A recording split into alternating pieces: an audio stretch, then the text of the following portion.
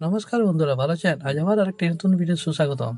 আজ নিয়ে এসেছি ৬টি গাছ বাড়িতে লাগিয়ে দেখুন, হবে ম্যাজিক। বাড়িতে ঢুকবে না একটিও মশা। কোন কোন গাছ বাড়িতে লাগালে একটা মশা ঢুকবে না, চলুন জেনে নিই। সন্ধ্যা হলে ঘরে মশা ঢুকে পড়ে। মশার কামড়ে স্বাস্থ্যের ক্ষতির কথা নতুন করে বলার অপেক্ষা রাখে না।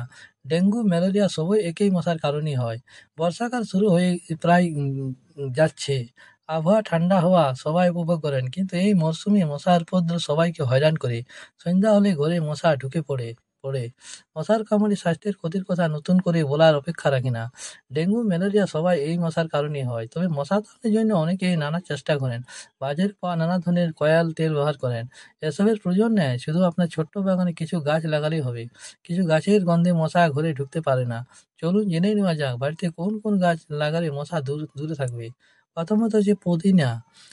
পুদিনা প্রায় সবার রান্নায় ব্যবহার করেছেন। অনেকেই বাগানে পুদিনা গাছ লাগান। পুদিনার গন্ধ মশার পছন্দ নয়, তাই এই গাছ লাগালে মশা আসবে না। রান্নাঘর বা ঘর পুদিনা তেল মুছলেও মশা আসে না। হিঙের গন্ধ হিঙের গন্ধ মশার পছন্দ নয়। এই গাছ রোদ পড়ে এমন জায়গায় লাগাতে পারে। জানালার কাছে, বারান্দায় এই গাছ সহজে লাগানো যায়। বাড়ির আশেপাশে এই গাছ লাগালে মশা আসবে না।